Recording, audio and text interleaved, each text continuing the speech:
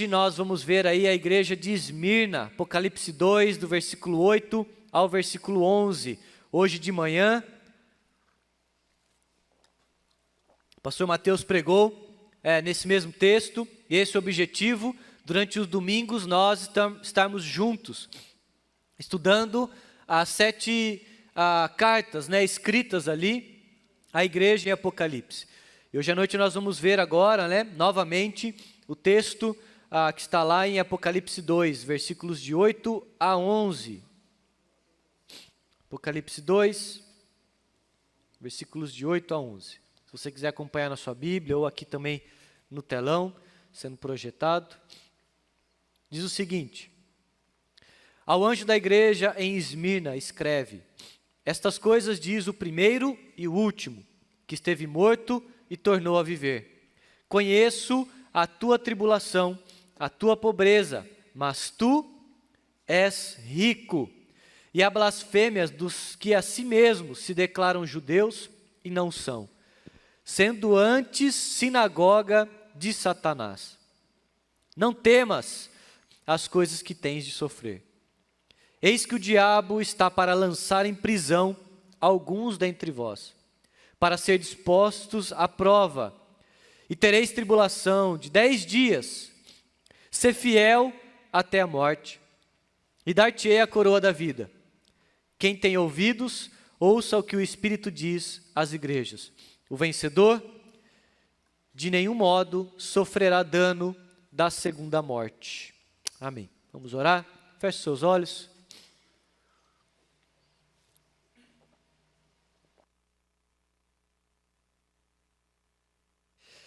Senhor Deus, louvado seja o teu nome, ó Pai, que até aqui nos abençoou e tem cuidado, ó Pai, tem ministrado sobre nós, tem falado aos nossos corações, tem cuidado, ó Pai, da tua igreja. Assim como o Senhor falou à igreja em Apocalipse, ou às igrejas, ó Pai, o Senhor tem falado conosco, a tua igreja. Nós aqui queremos louvar o teu santo nome e pedir ao Senhor, continue falando, ó Pai, assim como o Senhor tem falado em cada encontro nosso aqui, como o Senhor tem ministrado, que o Senhor avive, venha avivar, ó Pai, o nosso coração, ó Pai, que o Senhor venha nos quebrantar diante da tua santa presença, e o Senhor venha nos corrigir, nos ensinar, que o Senhor venha nos alimentar pela tua palavra. Nós oramos no nome de Jesus. Amém e amém. Meus irmãos, a igreja aqui, a carta escrita à igreja em Esmirna, é uma carta que a temática que vai se destacar, a palavra que vai nos saltar, é a palavra de esperança. Esperança, fidelidade, é algo que está, ao ler a carta você vai ver e você vai perceber essa dinâmica que acontece ali. E quando eu falo de esperança, a esperança, ela por vezes é confundida, muitas vezes com situações e coisas que nós tentamos de alguma forma resolver e administrar aqui. Talvez você, ao conversar com alguém e falar sobre esperança, qual a sua esperança? O que você espera?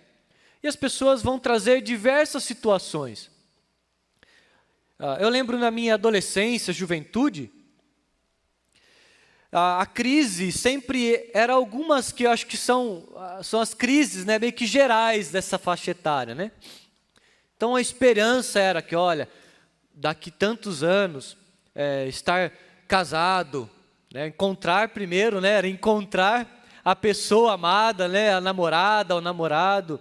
A esperança é, não, eu quero estar formado nessa área. Eu espero que eu passe naquela faculdade, naquele curso, eu espero que eu tenha condições disso ou daquilo. Nós sempre temos essa perspectiva sobre a esperança de coisas, de situações que vão vir, que nós queremos ter. E é interessante porque agora mesmo, vindo para cá, eu e a Catarina, a gente estava no carro, e a Catarina às vezes tem essas manifestações de fala, né, de ficar falando, né, às vezes ela está quietinha, mas às vezes ela começa a contar, e ela falou, papai, o que você sonha em ter? Ela nem deu tempo, eu sonho em ter um avião, quero ter um avião, e ela começou, nossa filho, um avião, eu quero ter um avião, sonho em ter um avião, eu sonho em ter uma casa, que na casa tem aquelas pedrinhas, sabe aquelas pedrinhas? Eu falei, não filha, aquelas pedrinhas que a gente pisa assim, eu falei, então, eu não sei, mas aquelas pedrinhas que pisa de arco-íris, o tapete vai ser de arco-íris, e na casa vai ter uma cachoeira, igual tem lá na casa da tia. Eu falei, que tia, filho? Aí ela falou assim, a tia Rô. Eu falei, tia, não é uma cachoeira, a cascata lá da piscina. Falou, eu quero ter uma cascata, igual lá. Que mais? Eu quero uma praia anexa à minha casa. Eu falei, não, então é o contrário, né? Sua casa vai estar próxima da praia. E ela começa a sonhar com um monte de... Então, mas eu quero ter um carro. Você não sonha em ter um carro, pai? Aí ela perguntou, o que você sonha, pai? Você não sonha em ter um carro, um avião, uma van? Eu falei assim, filha, sinceramente, eu já não tenho mais esses tipos de sonho. Eu tinha antes, né? Sonhar ter um carro, um avião, essas coisas já não tem mais meu sonho. Não tenho mais assim, filha, algo específico. Desanima a minha criança, né? Por isso que o pai é desanimador, né? Ao invés de entrar na brincadeira, né? No sonho dela. Mas ela falou assim, eu sonho ter Jesus no coração. Falou, filha, então aí já mudou. Eu sonho que os meus filhos, você, o Samuel, vocês tenham Jesus no coração. Cresçam com o Senhor Jesus. O resto, se o Senhor for dar para você ali um avião, né? Ela falou de uma casa com 4 banheiros. Eu falei, filha, 4 banheiros, você vai ter que lavar todos os banheiros, não é muita coisa? Ela, tá bom, vai 3 então, 3 tá bom. Eu falei, 3 ainda é muito, mas você vai ver depois, né? Então, são sonhos, são esperanças que nós colocamos, às vezes, expectativas de se ter algo, de se melhorar, às vezes, as condições que nós temos atuais, ou de coisas que nós gostaríamos de ter, e de poder fazer. E muitas vezes quando a gente olha para isso, eu falo por mim, olhando para os meus sonhos de adolescência, de juventude, eu sou jovem ainda, tá, irmãos? Mas juventude que eu digo é lá mais jovem ainda, né? Eram esperanças muitas vezes egoístas, para mim. E situações, uma esperança que se baseava nas minhas próprias condições, na minha autossuficiência. Então, eu quero fazer isso, porque eu quero ser esse tipo de pessoa, eu quero ter essa profissão, eu quero para mim, para eu fazer, e eu vou correr atrás. Então, eu já estou vendo, eu quero fazer naquela faculdade, eu quero fazer nesse lugar, eu quero namorar uma pessoa, eu quero casar, a pessoa tem que ser assim. E a gente começa a colocar situações. E a gente acaba se esquecendo de um fator muito importante. Deus no processo, né? Que às vezes vem tudo ao contrário daquilo que a gente pensou, planejou e sonhou. E foi isso exatamente que aconteceu. Eu tenho histórias e histórias de coisas que eu cheguei aí no lugar, numa concessionária, era novo, fui lá, porque queria pegar um carro.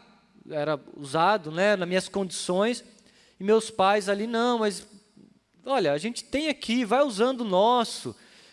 Não, eu quero, vou lá, de estar na mesa, com o papel na mão, para assinar. Aí eu falei, não vou pegar, porque Deus incomodou. As portas foram fechando, foram levantando vários empecilhos, foram se levantando, falei, não vou. O sonho frustrado, a esperança da independência do jovem, né, de sair com o seu carro, de ter ali, frustrado. Nós nos esquecemos de um fator muito importante.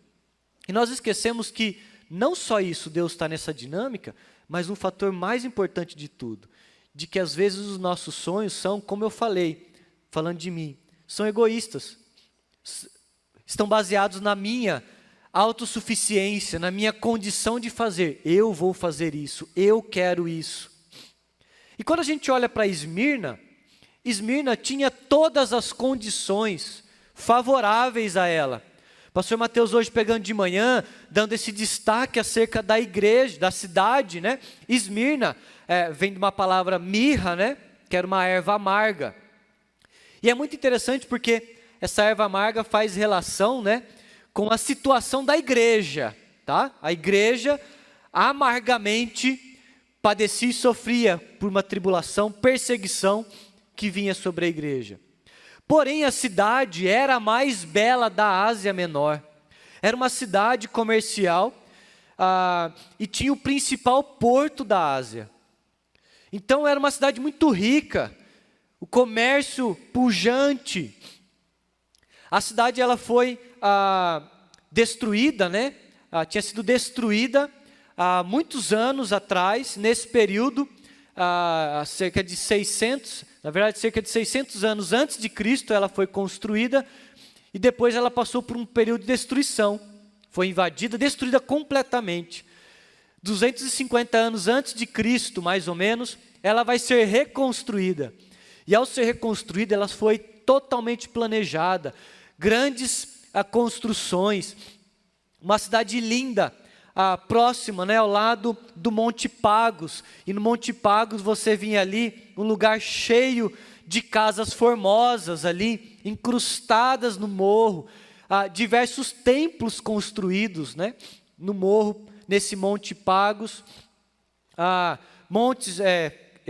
templos construídos aos deuses Cibele, Zeus, Apolo, Afrodite, Eucalápio, diversas construções belas, a cidade sendo chamada da coroa ali, né? Uma coroa linda, brilhante, rica, uma cidade que competia com as outras demais cidades da Ásia, para ser a primeira, para ser a melhor, para ser a queridinha de Roma, muito antes de Roma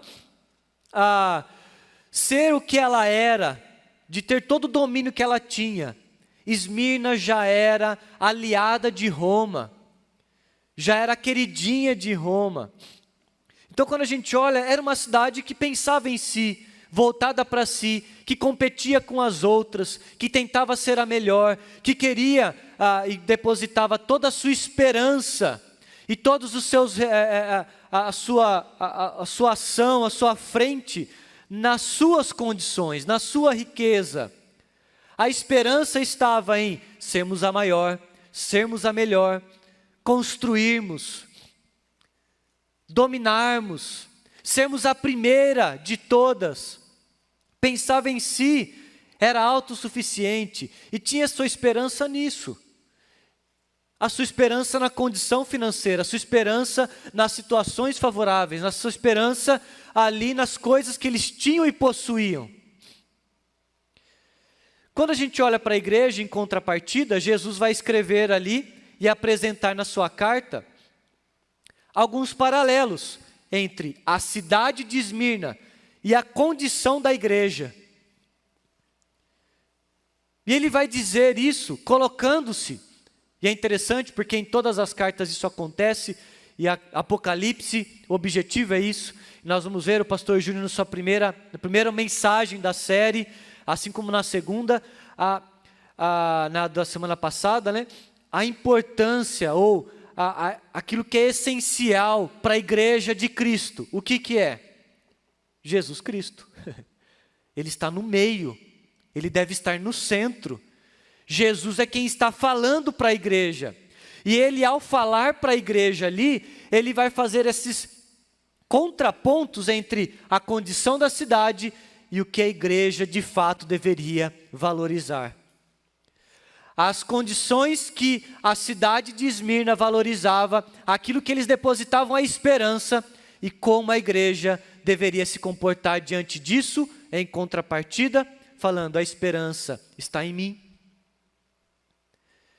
Vocês devem entender que a garantia, vocês devem entender, falando para a igreja, como sendo vocês entendendo que estão suficientes, a igreja, autossuficientes, vocês não se comportam dessa maneira. Jesus se apresenta na carta como ele sendo, para a igreja, a única coisa que eles deveriam pensar ter e em quem eles deveriam depositar a esperança. A satisfação estava nele. A única e verdadeira esperança da igreja. E como que Jesus abre ali para a igreja essa carta escrita para eles?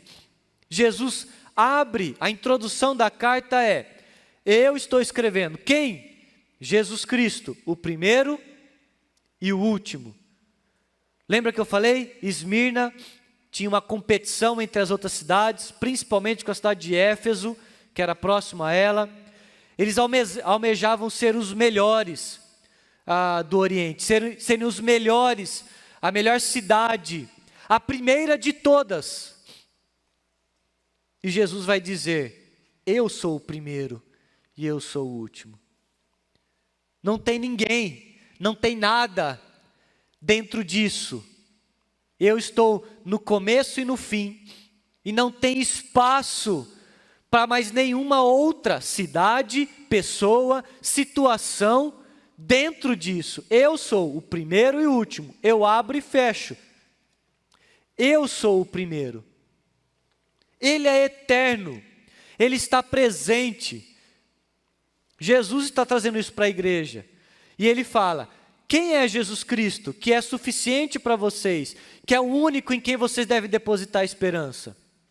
Eu sou aquele que esteve morto e tornou a viver, estou vivo. Versículo 8, essa é a introdução da carta.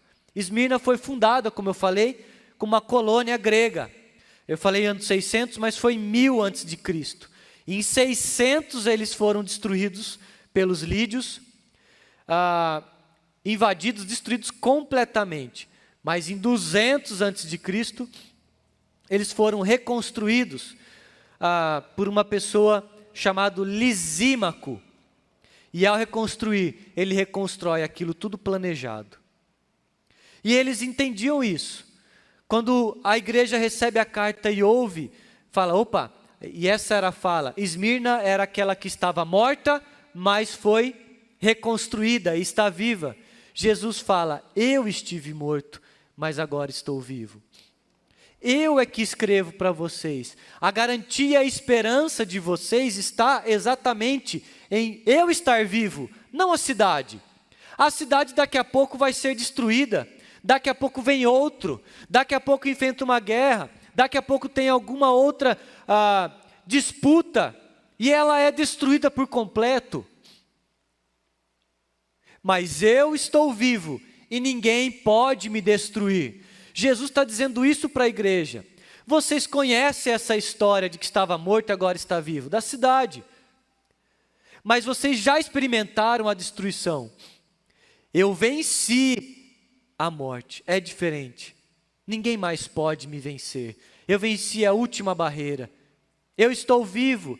Ele está fazendo uma referência aqui à sua obra redentora, a sua obra salvífica, dizendo: eu sou vitorioso, eu que escrevo para vocês em Esmirna, para a igreja, prestem atenção em mim, eu estou no centro da igreja e devo estar no meio.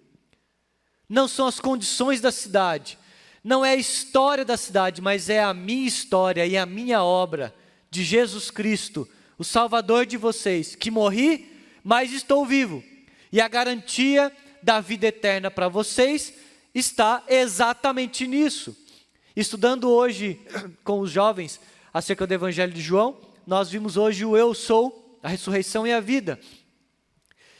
E a ressurreição é exatamente o ponto central que valida, que dá fundamento, que dá veracidade, que garante para mim e para você a vida eterna.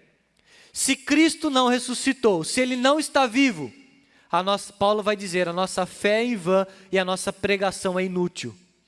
Não serve de nada. Aonde está a garantia da minha e da sua vida eterna? Ou de que a obra de Cristo, ela é válida? Na ressurreição dEle. Se não cremos nisso, somos aqui, estamos perdendo nosso tempo. E Jesus está falando isso para eles: eu morri, mas ressuscitei, estou vivo. Entendam isso. É nisso que vocês devem depositar a esperança, e não na cidade. E aí Jesus ele vem ao fazer a sua apresentação e dizer: olha, sou eu, primeiro e último. Eu sou o único, do começo ao fim. Eu ressuscitei. É a minha obra que vocês devem valorizar, e não a obra que foi feita na cidade, que reconstruiu a cidade. A minha obra que garante para vocês alguma coisa e esperança, a vida eterna. E não aquilo que foi feito numa cidade e a beleza da cidade que foi reconstruída. Mas é o que eu fiz.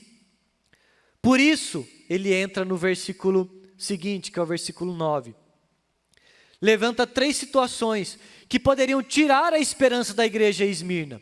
Mas que a igreja Esmirna estava lutando e caminhando, e Jesus vem trazer 3 promessas para cada uma dessas 3 situações que poderiam tirar a esperança da igreja, que poderia apagar, destruir, apertar, espremer aquela igreja, que é o que estava acontecendo. São 3 situações no versículo 9, coloca para a gente ali no telão, por favor.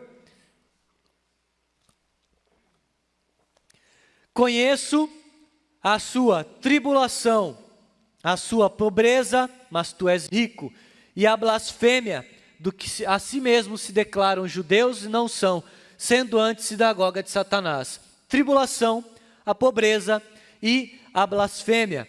São essas 3 situações que estavam apertando, são crises que a igreja estava enfrentando e que de alguma forma poderia abalar a esperança daquela igreja.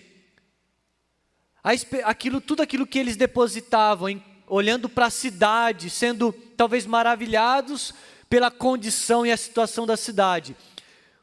Enquanto igreja, eles passam por uma situação desfavorável, diferente da cidade. E Jesus vai falar: preste atenção nisso. Preste atenção, porque existem situações em que vocês depositam a esperança de maneira equivocada, mas se vocês entenderem que aquilo em que vocês estavam depositando a esperança, situações fúteis, frágeis, que poderiam te destruir, eu vou trazer para vocês promessas que vão ensinar vocês a depositarem a esperança naquilo que é correto e verdadeiro, naquilo que de fato garante para vocês a esperança da vida eterna, a esperança da caminhada com Jesus Cristo, fiel até a morte. Guardem isso. E a primeira coisa que ele vai dizer é a tribulação. E Jesus vai dizer o que para a igreja? Eu conheço as suas tribulações. Eu conheço aquilo que vocês estão passando. A primeira coisa que eu queria que você guardasse, que talvez possa abalar a minha e a sua esperança, dentro daquilo que a gente caminha com Jesus, a esperança nele, na vida eterna nele, na obra dele, aquilo que nós estamos caminhando, é exatamente a tribulação, é exatamente o ataque de Satanás à igreja, é através da tribulação. A reverendo Hernandes Dias Lopes vai dizer que, falando sobre o livro escrito, né, de Apocalipse, por João, ele vai dizer que aonde há uma igreja de Jesus Cristo, há uma igreja de Satanás. Ele não está falando que a igreja de Jesus é a igreja de Satanás, mas ele está dizendo, aonde tem uma igreja de Jesus Cristo, junto a ela, colado nela, há uma igreja de Satanás, do lado, tentando de alguma forma derrubar, destruir, enganar, de alguma forma tirar a atenção e o foco da igreja de Cristo. Está colada, está junto. E a palavra utilizada aqui por João, a palavra grega, é uma palavra que geralmente é traduzida, que é no Novo Testamento, como tribulação, em diversas situações, que podem significar angústia, aflição, sofrimento, tudo isso resultante de uma pressão muito forte. A mesma pressão utilizada na azeitona para apertá-la, espremê-la para se tirar o azeite. É algo que é feito com um propósito, com um objetivo. Apertar, espremer, de alguma forma que aquilo venha sair algo de bom. E é usado exatamente essa referência de diversas formas.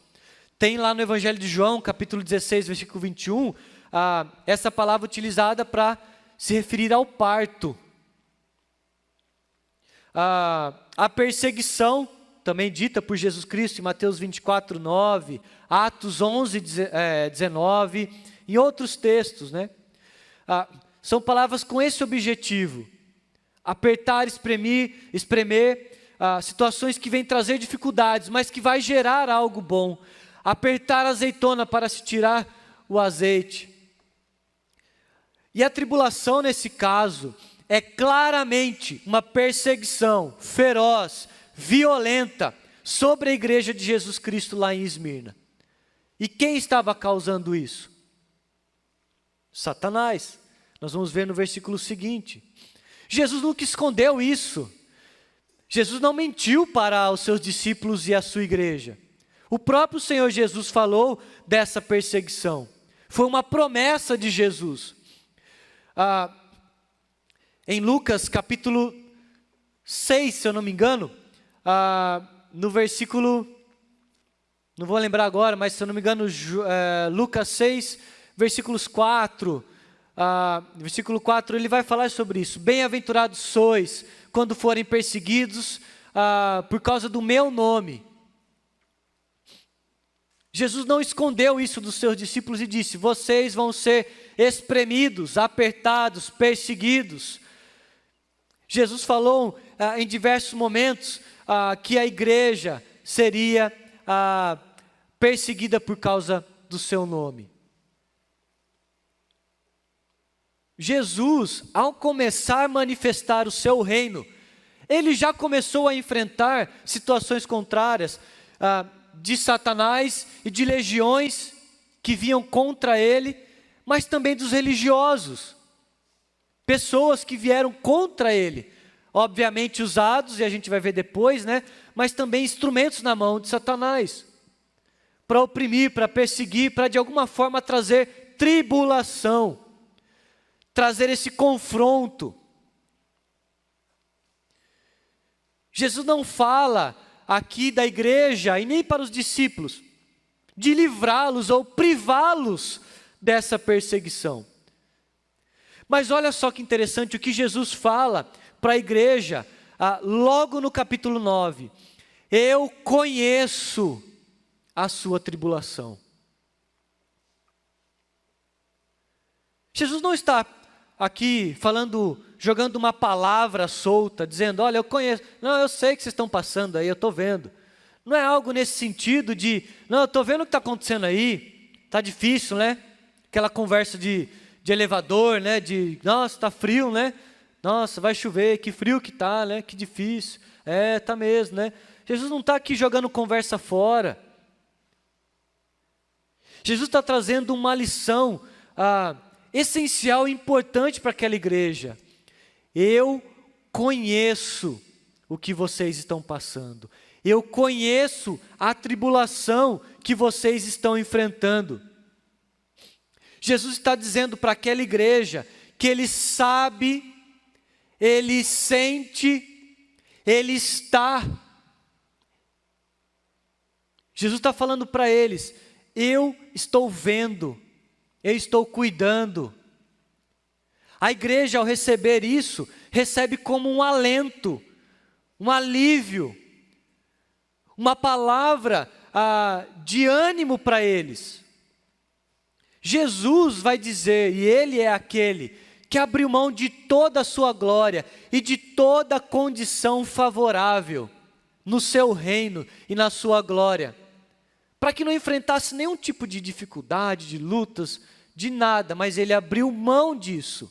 Ele fez isso voluntariamente, intencionalmente, para experimentar exatamente a ira de Deus. Jesus Cristo na cruz bebe o cálice da ira de Deus, enfrenta exatamente esse momento de angústia, como Ele mesmo descreve, o evangelista vai descrever no tempo de oração, antes da sua via crucis, né? ao ponto de transpirar sangue, a angústia que ele enfrentou ali. Ele conhece a angústia que eu e você estamos passando. Ele sente e já sentiu aquilo que eu e você estamos sentindo e passando. Jesus está trazendo isso para aquela igreja, dizendo: entendam, a tribulação tem um propósito. Eu já passei por isso. E eu sei, eu conheço o que vocês estão passando. E quanto mais a dor e o sofrimento, mais ainda experimentamos a graça e o alívio.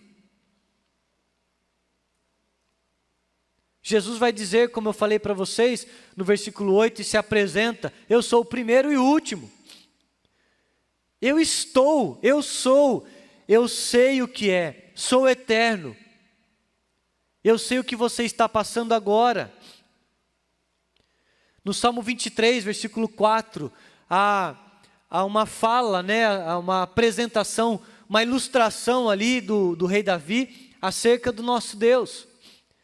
E ele vai dizer, no Salmo 23, versículo 4, mesmo que eu ande por um vale de trevas e morte, não temerei perigo algum, pois tu estás comigo, a tua vara e o teu cajado me protegem.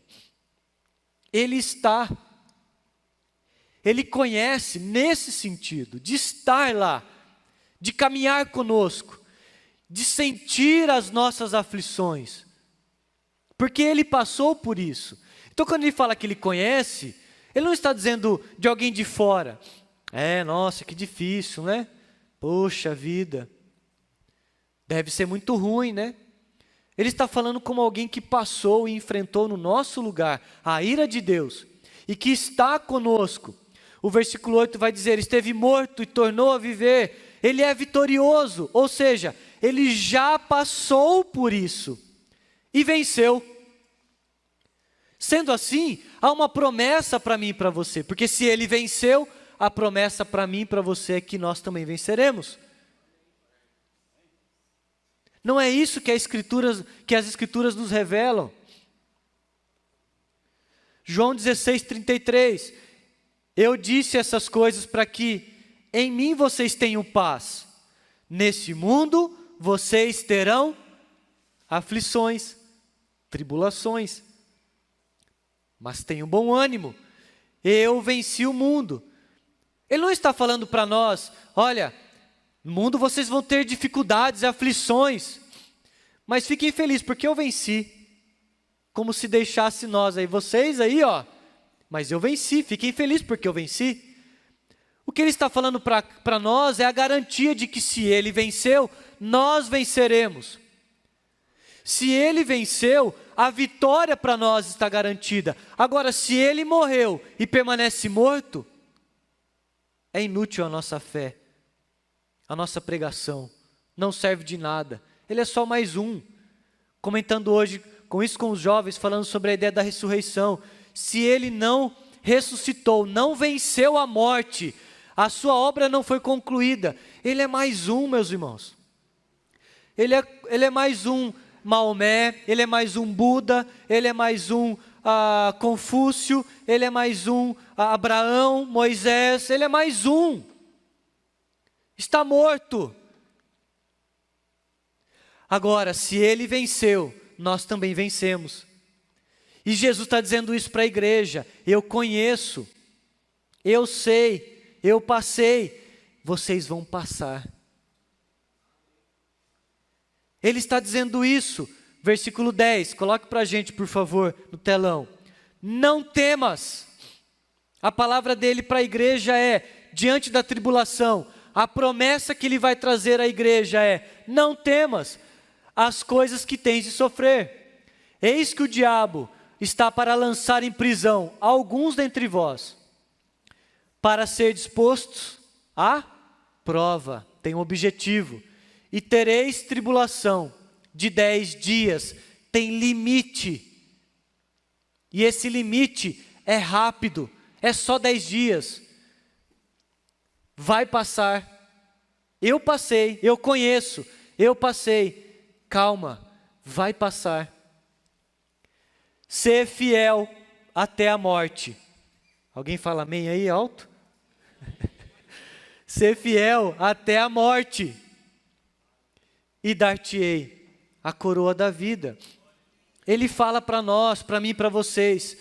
Ele fala para a igreja: eu conheço a tribulação que vocês estão passando. Não temam, porque eu passei, eu experimentei e eu venci. Sou o primeiro e o último. Estava morto e ressuscitei. Estou vivo agora. Estou aqui com vocês no vale da sombra da morte. O bom pastor está ao lado, protegendo e guardando. Eu estou com vocês. Não precisam temer.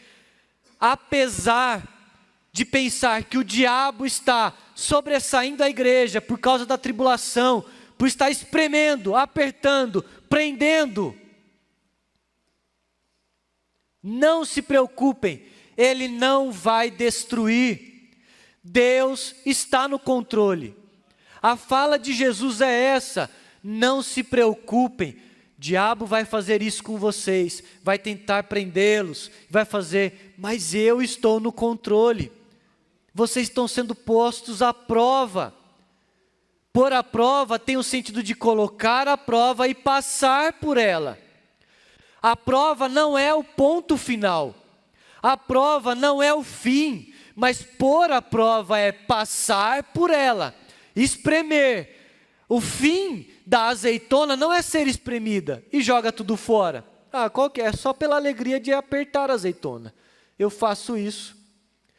É para se tirar algo mais valioso. É para se tirar algo melhor. A palavra utilizada é a mesma para o parto. A dor, o sofrimento que as mulheres passam tem o objetivo para algo maior. É para que a criança saia. É para que chegue algo maior. Nós precisamos entender isso. Jesus está dizendo para a igreja: eu conheço a tribulação, não temam, eu estou no controle. A tribulação pode até ser feita pelo diabo, mas Deus transforma aquilo que o diabo usa para algo maior e melhor, didático na vida do crente, ensino para a nossa vida. Agora faço um parênteses: crente, eu e você, se nós continuarmos focando no sofrimento, na dor, nas coisas ruins que estão acontecendo, nós vamos ficar nisso, olhando para a azeitona sendo apertada. Para que apertar essa azeitona? Para que ficar espremendo? Não tem sentido, porque nós continuamos focando, olhando naquilo de ruim que está acontecendo. Agora o crente que entende que o diabo, por mais que ele possa de alguma forma trazer situações difíceis, por mais que ele venha de alguma forma, como diz o texto, prender, Deus continua no controle. Deus continua olhando e conhece aquilo que estamos passando.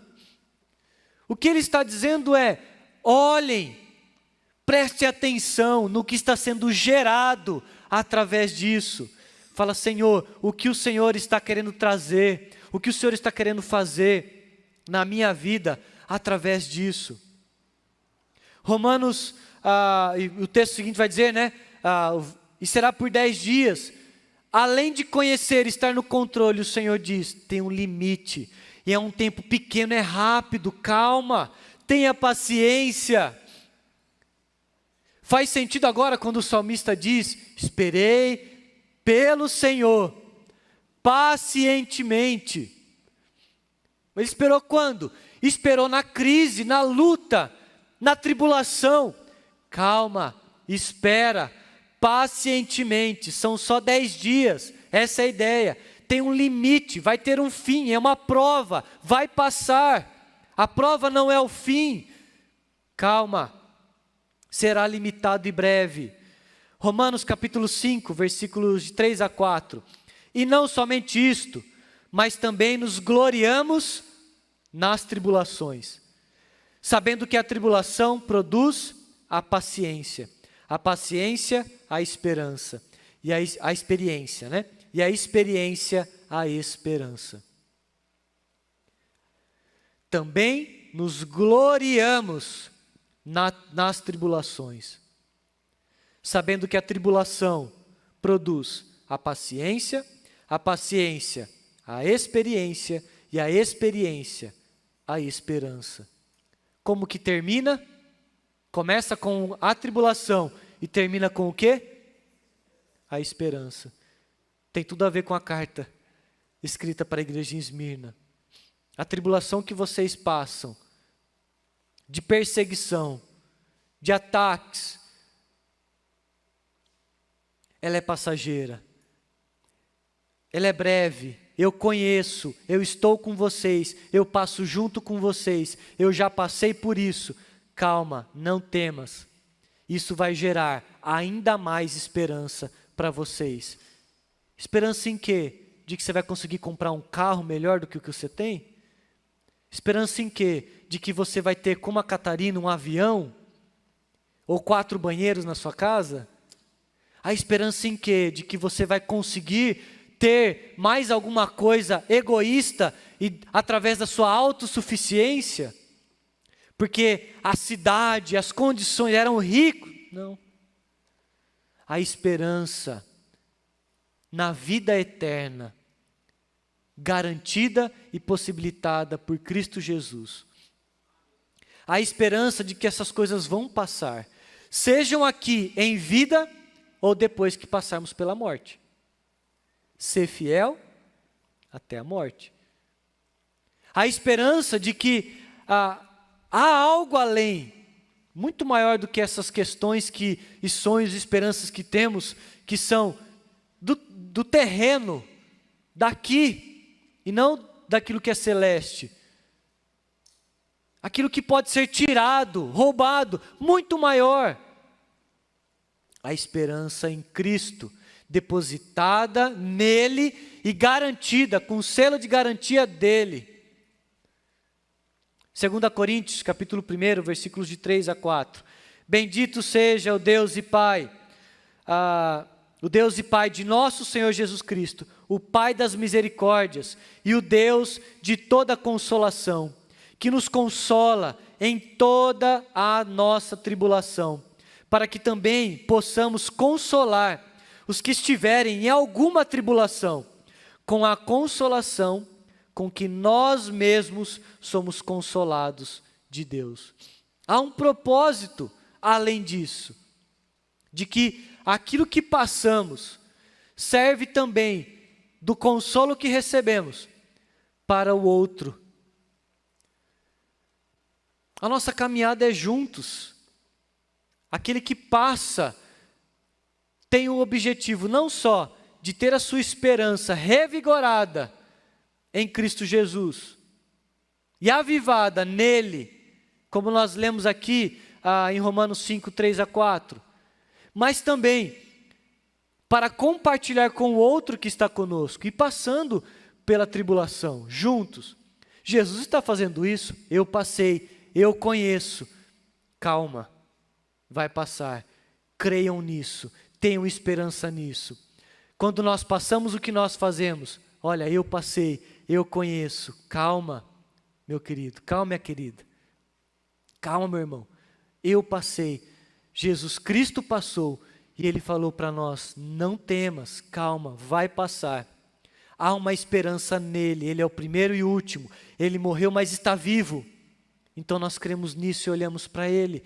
Calma, essa é a nossa esperança. E qual é a promessa de Jesus? Exatamente nessa linha. A promessa de Jesus dentro da primeira situação que pode tirar de nós a esperança. A promessa dele está lá no versículo 11. O vencedor de nenhum modo sofrerá dano da segunda morte. A tribulação vem e pode vir nos apertar até a morte. Mas a morte não é a palavra final, não é o ponto final, porque aqueles que têm a esperança em Cristo Jesus, aqueles que entendem que Jesus Cristo morreu, mas ressuscitou, Ele é vitorioso, o que Ele vai fazer conosco? Ele também vai nos ressuscitar. A morte não nos segura, a morte não tem mais o seu aguilhão, como Paulo vai dizer. não pode mais nos ferir, porque Jesus Cristo venceu e nós vencemos com Ele. A igreja em Esmirna sabia o que era isso. A perseguição foi tão violenta na cidade de Esmirna, com a igreja, tão cruel e intensa, que de uma só vez, 1.200 cristãos foram jogados do Monte Pagos, aonde tinha diversos templos para diversos deuses pagãos daquela época. Era um monte sagrado. 1.200 cristãos foram jogados lá de cima, de uma só vez, por conta da perseguição, por causa do nome de Cristo. E outra vez, mais 800 cristãos foram jogados de cima do monte. Após 50 anos depois dessa carta, um bispo da igreja, que o Mateus citou hoje de manhã, depois eu vou falar um pouco mais sobre a história dele, também foi queimado vivo, martirizado. O bispo Policarpo, pastor da igreja. A perseguição intensa sobre aquela igreja. Mas eles não morreram, meus irmãos. Eles estão vivos, porque Jesus conhece a nossa tribulação. Ele é o primeiro e último, Ele é eterno. Ele morreu, mas está vivo, é vitorioso. E por isso a igreja que caminha com Ele, onde Ele é a esperança, garante essa vitória a esses 1.200 cristãos que foram jogados daquele monte, aos 800 que depois foram jogados, e a todos aqueles que estavam lendo a carta e sendo perseguidos por Satanás. Calma, tem um tempo, tem um prazo, e mesmo que a morte chegue, sejam fiéis até a morte, porque dar-te a coroa da vida, há a garantia. Não passaremos pela segunda morte, não enfrentaremos a morte eterna, porque nós já estamos com a vida eterna em nós. Nós já estamos na vida eterna. Você já entendeu isso? A gente olha para a vida eterna como algo que vai vir. Não, um dia Jesus vem e vai dar a vida eterna. Não, nós já estamos na vida eterna. Nós já estamos com Cristo. E um dia estaremos juntos, seja passando pela morte, mas que ela não vai nos segurar, porque teremos a vida e temos a vida, ou seja, Jesus voltando antes que nós morremos, antes de morrermos. Mas já estamos na vida eterna. Diante de tudo isso, Jesus conclama a igreja para terem a esperança bem firmada nele, e assim como ele venceu, os crentes de Esmirna também venceriam. Pois Ele conhece o sofrimento deles e está conosco. Ele venceu e temos a garantia dessa vitória. E Ele vai usar o sofrimento de maneira breve para a glória dEle e para frutificar na nossa vida, para sermos abençoados e termos a nossa esperança vivificada, e para fazermos isso na vida de outros, para compartilharmos com outros que estão sendo espremidos, apertados. Guarde isso. Jesus em seguida diz: conheço as necessidades, ou seja, conheço a pobreza de vocês, mas são ricos, mas eu conheço a pobreza. A pobreza descrita aqui é a miséria total, extrema, sem nem sequer o essencial. E essa pobreza que a igreja enfrentava era somente da igreja, porque a cidade era muito rica, as pessoas eram muito ricas. Existia sim, algumas pessoas pobres, mas a igreja toda era pobre. Por quê? Porque muitos dos cristãos ali advinham da escravidão. Eram escravos, não tinham posses, não tinham bens. E muitos cristãos que tinham bens, posses, a perseguição era tão grande que ao professarem a Jesus Cristo como o Senhor deles, eles tinham os bens confiscados ou destruídos, queimados, arrancados deles. E eles não tinham condições e situações de manterem a relação com as outras pessoas, porque eles eram oposição. Os crentes se tornaram inimigos. Então ninguém fazia negócio com eles. E mesmo que surgissem possibilidades obscuras, possibilidade de terem ali algum negócio de uma maneira ilegal, o crente não fazia, não ganhava dinheiro com isso. Ou seja, eles eram pobres e continuariam pobres, uma pobreza miserável. Miserável. Mas olha só o que Jesus vai dizer: eu conheço a pobreza de vocês. Jesus passou por isso, lembram? Abre mão da sua glória, vem até nós, abre mão de toda a riqueza e se limita a nós e vai dizer: eu não tenho aonde deitar a cabeça, eu não tenho nada,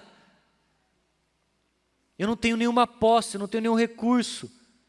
Aqui, apesar de ser o próprio Deus encarnado, ele vai dizer: não tenho onde reclinar a cabeça. Ele experimenta dessa pobreza. Mesmo sendo rico, mesmo sendo dono do ouro e da prata, mesmo tendo todos os recursos e dono de todas as coisas, ele se limita e conhece o que eu e você passamos. Aqui não é uma referência somente a dinheiro, mas Jesus está dizendo ali: eu conheço as necessidades de vocês. Eu não só passei necessidades financeiras, mas eu passei necessidades de tudo. Como vocês, eu conheço o que vocês estão passando. Eu sei. E Jesus está chamando aquela igreja, falando: olha, eu sei que vocês são pobres, e eu conheço a pobreza de vocês, e essa pobreza é por causa do meu nome, porque as pessoas estão tirando tudo de vocês, e não estão dando possibilidade para vocês construírem algo, por causa do meu nome.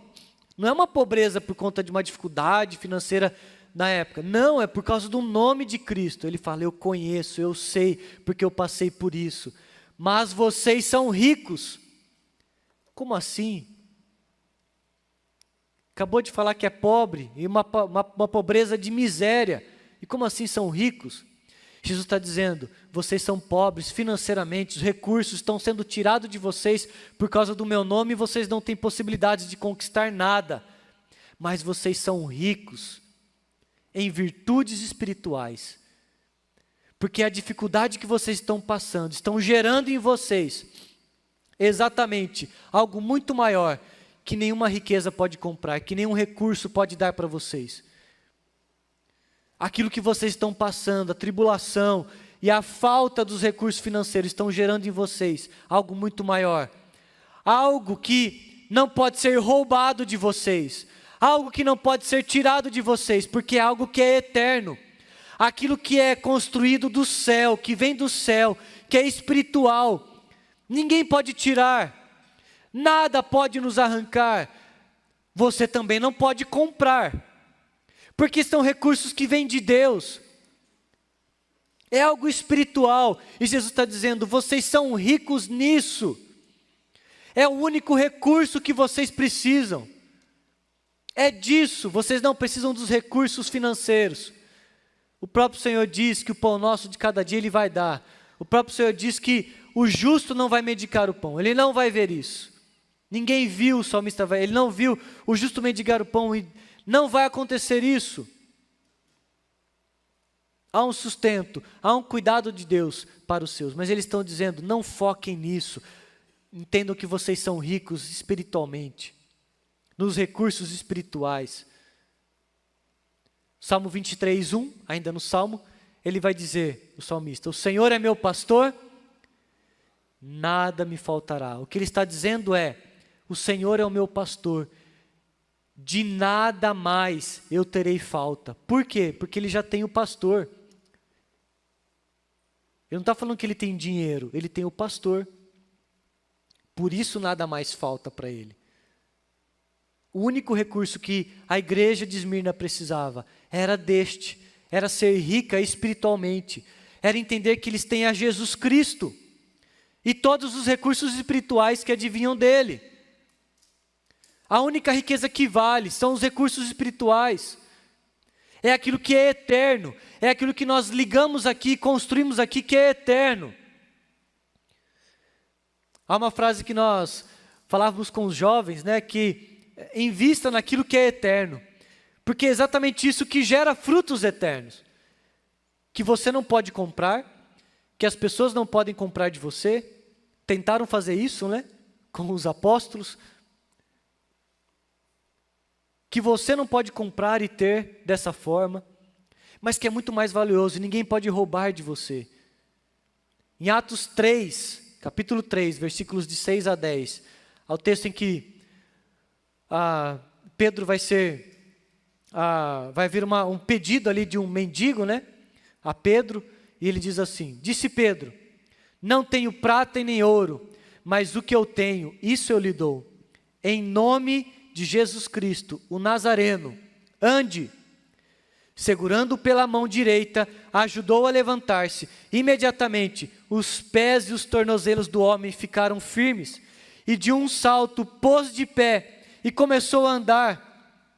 Depois entrou com eles no pátio do templo, andando, saltando e louvando a Deus. Quando todo o povo o viu andando e louvando a Deus, reconheceu que era ele o mesmo homem que costumava mendigar sentado à porta do templo, chamado Formosa. Todos ficaram perplexos e muito admirados com o que lhe tinha acontecido. Aonde está a coisa mais preciosa que acontece aqui? Pedro podia ter dado uma moeda para aquela pessoa. Ele poderia ter dado algum recurso financeiro. A riqueza não está nisso. O Senhor está alinhando a Pedro, aquele homem que era mendigo e paralítico, e todos os que testemunharam. Alinhando para quê? Alinhando para que eles entendam que o que é mais valioso, o que mais vale, todos os recursos não podem ser, nenhum recurso pode ser aquilo que compre. Todos os recursos da terra não vai comprar. Aquilo que é mais valioso que existe é aquilo que Pedro está compartilhando e está dizendo: olha, eu não tenho ouro e nem prata, eu não tenho esse recurso financeiro, mas eu tenho algo muito maior e muito mais valioso para você. Eu tenho a Jesus Cristo Nazareno e eu te dou.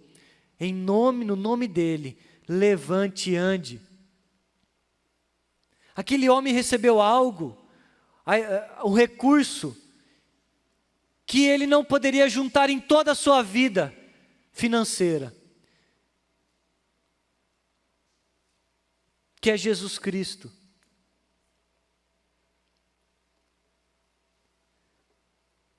Aquele homem sai andando, pulando, louvando a Deus.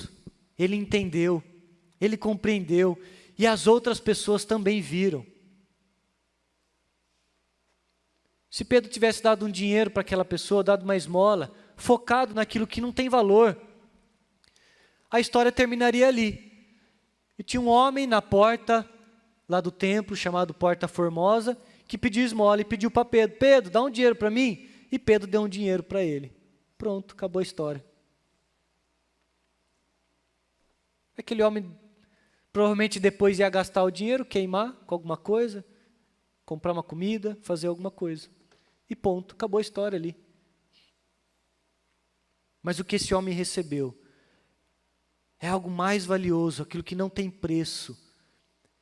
A igreja de Esmirna era rica nisso, entendeu, compreendeu, mesmo mediante a pobreza e a escassez, mesmo diante das dificuldades, mesmo diante das necessidades, nas lutas e dificuldades, nós temos a Jesus Cristo.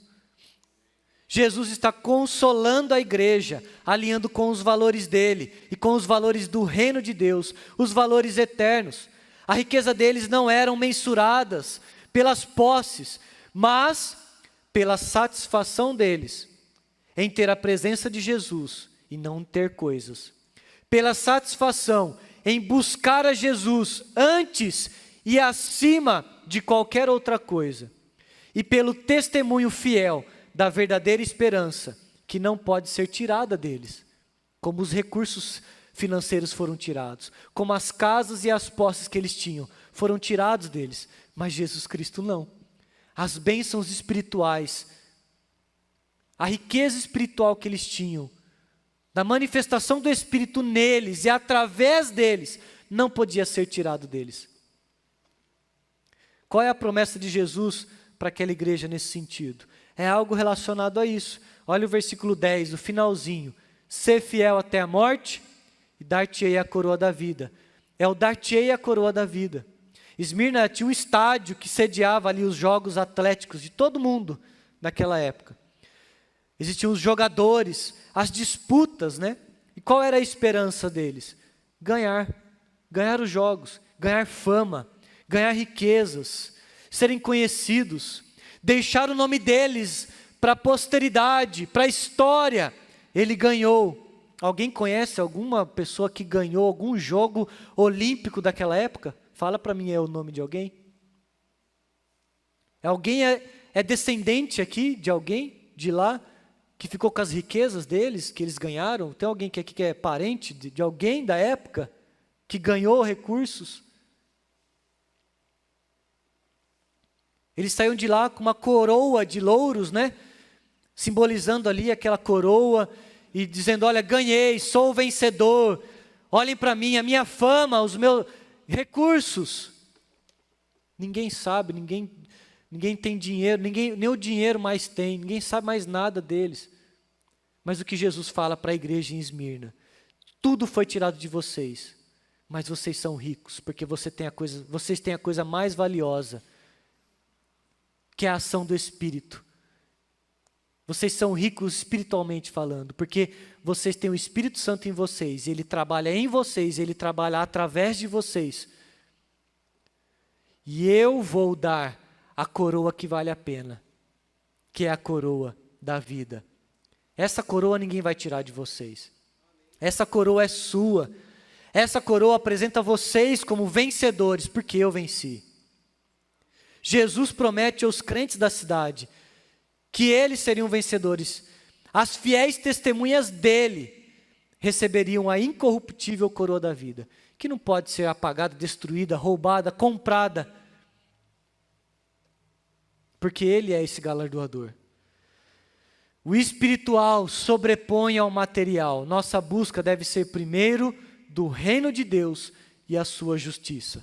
Mateus 6:33. E por fim, eu encerro. Jesus vai dizer que vai nos preservar fiéis até o fim. Hernandes Dias Lopes, em seu comentário de Apocalipse, diz o seguinte: os judeus foram os principais inimigos da igreja de Cristo no primeiro século. Perseguiram a Paulo em Antioquia da Pisídia, em Icônio, em Listra, Paulo foi apedrejado. Em Corinto, Paulo tomou a decisão de deixar os judeus e ir para os gentios, lá em Atos 18:6. Quando retornou para Jerusalém, os judeus o prenderam no templo e quase o mataram. O livro de Atos termina com Paulo em Roma, sendo perseguido pelos judeus. Jesus foi rejeitado e ferrenhamente perseguido pelos judeus. Em um sábado, numa sinagoga, ao compartilhar do texto do profeta Isaías, Jesus foi arrastado pelos crentes da igreja lá, que estavam reunidos no sábado, e Jesus, ao falar a mensagem que ele veio trazer, ele foi arrastado pelos crentes. Terminou a igreja, acabou o culto, irmãos.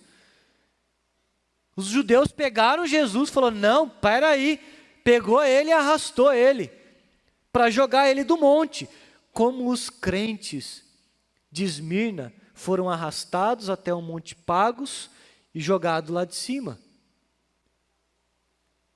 Quem fez isso? Os judeus tentaram fazer isso, perseguiram ferrenhamente para tentar matar Jesus e jogá-lo lá de cima. Meu querido, não foi diferente com a igreja de Cristo.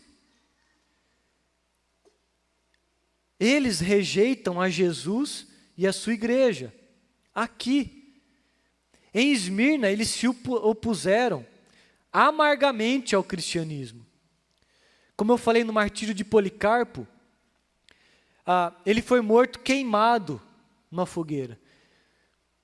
Quem é que trouxe as toras, né, as madeiras, e jogou na onde Policarpo estava sendo queimado? Os judeus, arrastando e falando, vamos queimá-lo. E jogava as madeiras para aumentar o fogo. Os judeus se consideravam o genuíno povo de Deus, os filhos da promessa, a comunidade da aliança, prenunciadores do Messias Salvador, ansiavam pela vinda do Messias, mas rejeitaram a Jesus Cristo, perseguiram a ele e a sua igreja, e a igreja de Deus. A religião deles foi satanizada, tornaram-se a religião do ódio, perseguição, rejeitaram e difamaram a Jesus e a sua igreja. E Jesus Cristo vai dizer aqui, tornaram-se sinagoga de Satanás. Tamanha oposição daqueles homens. Hernandes Dias Lopes vai dizer em seu comentário, quem difama a Cristo, quem fala mal, difama, ou quem blasfema, agora a palavra usada, a Cristo, o degrada, humilha, naqueles que o confessam, promove a obra de Satanás e guerreia as guerras de Satanás. A fidelidade na religiosidade, no foco errado, nos faz agentes da igreja de Satanás. Nós não podemos perder o foco de Jesus Cristo.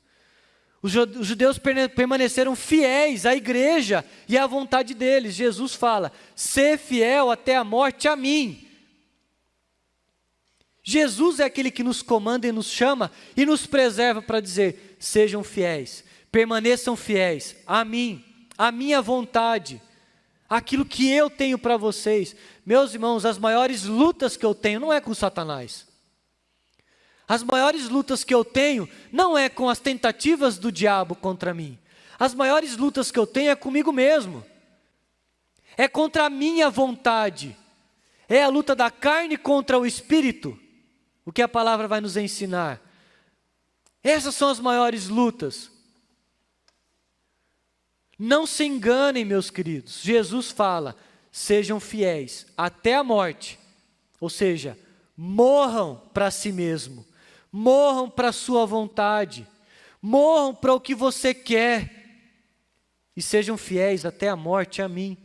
Quantas coisas eu luto com Deus, falo, Senhor, não, eu quero desse jeito, eu não quero fazer assim, eu quero assim, eu quero de outro jeito, por causa da minha vontade, não é o diabo, não é o Satanás, sou eu mesmo. Lutando contra a vontade de Deus e sendo fiel a quem? A mim mesmo.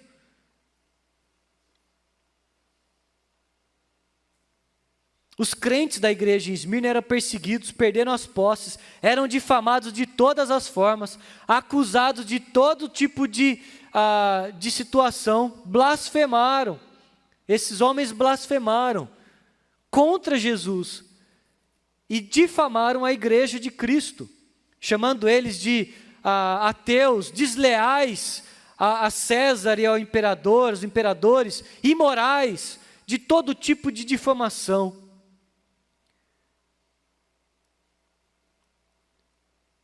Perderam todo tipo de possibilidade de se conseguir algo, de se fazer as coisas. Mas sabe o que eles não perderam? A fidelidade a Jesus Cristo e a vontade dele. Permaneçam fiéis até a morte, morram para vocês mesmos. Como é que a gente sabe?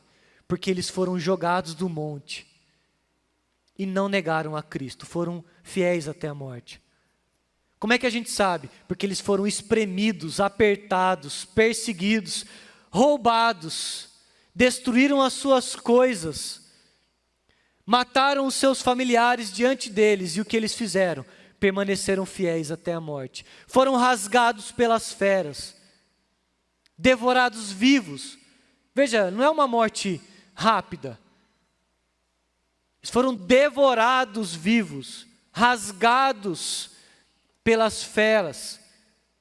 Diante dos seus próprios olhos, eles estavam vendo e sentindo, sendo rasgados e comidos pelos animais. E o que eles fizeram?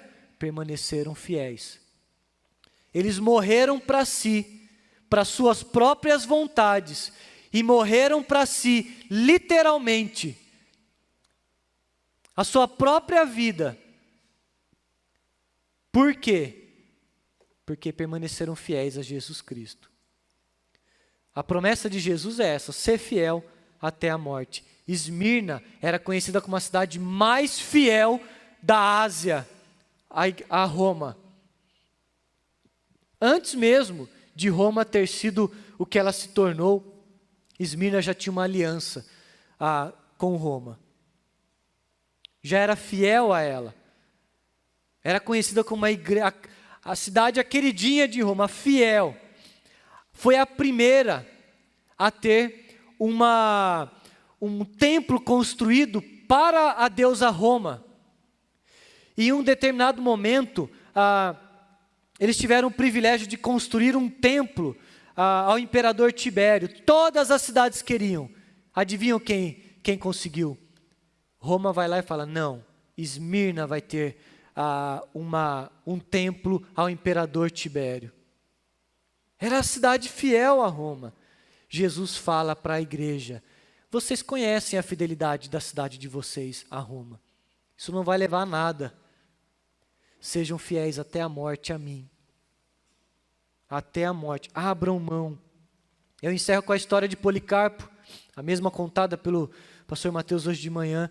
Policarpo foi um bispo da igreja, pastor da igreja, 50 anos depois que essa carta foi escrita. Então, foi se intensificando ainda mais, né, a perseguição. E há uma data, né, dia 23/2 de 155 depois de Cristo. Ele foi apanhado, arrastado para a arena, diante do procônsul, governador, para que ele negasse Jesus Cristo. Ele não negou.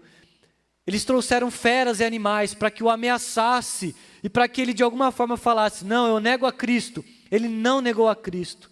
Ele foi obrigado a chamar César de Senhor. É uma coisa simples. Isso que enfurecia ainda mais os seus perseguidores. É simples, acende um incenso e fala: César é Senhor, ponto final, a gente vai deixar vocês em paz. Está aqui as posses de vocês, os bens de vocês. A gente vai voltar a fazer negócios, mas olha, só faz isso. Quase que eles falam: pelo amor de Deus, só faz isso. É simples, diga: César é o Senhor, e vá embora. Sendo ameaçados, não fizeram. Deram uma possibilidade para libertar ele. Jura, maldiz a Cristo e te porei em liberdade.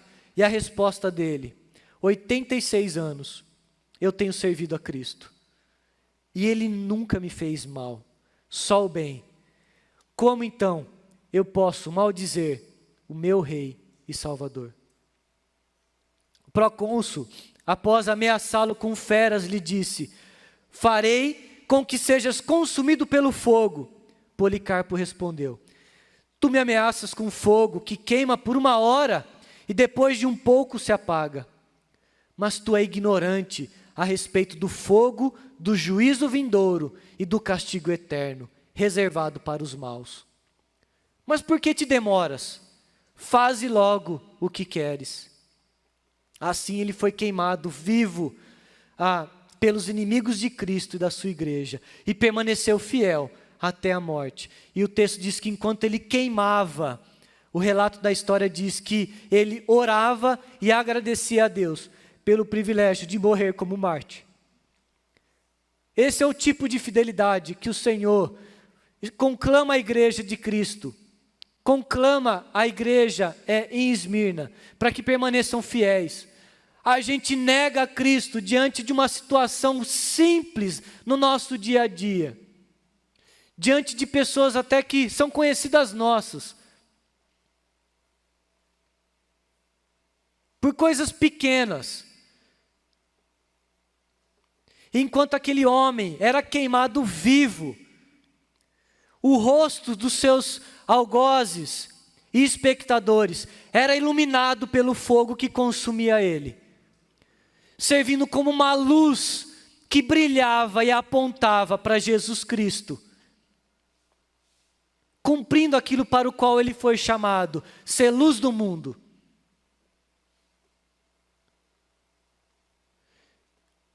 testemunhando a verdadeira esperança e a fidelidade dele. Aquela chama, enquanto queimava e pegava fogo nele, aquecia os cristãos que estavam próximos e que viam aquilo, mostrando que ele era fiel a Jesus Cristo e dizendo, como um testemunho para aqueles cristãos, aquecendo o coração deles: eu estou fiel aqui, e eu não me arrependo do que eu estou fazendo. Orava e cantava e dizia ao Senhor: obrigado por morrer como Marte, aquecendo o coração e a vida daqueles crentes que estavam ali, dizendo para eles: façam o mesmo, mas não neguem a Cristo, permaneçam fiéis até a morte. Esse é o chamado de Jesus para mim e para você, na minha e na sua vida, na sua casa. Chega de caminhar no mais ou menos. É o que em Apocalipse vai ter do morno.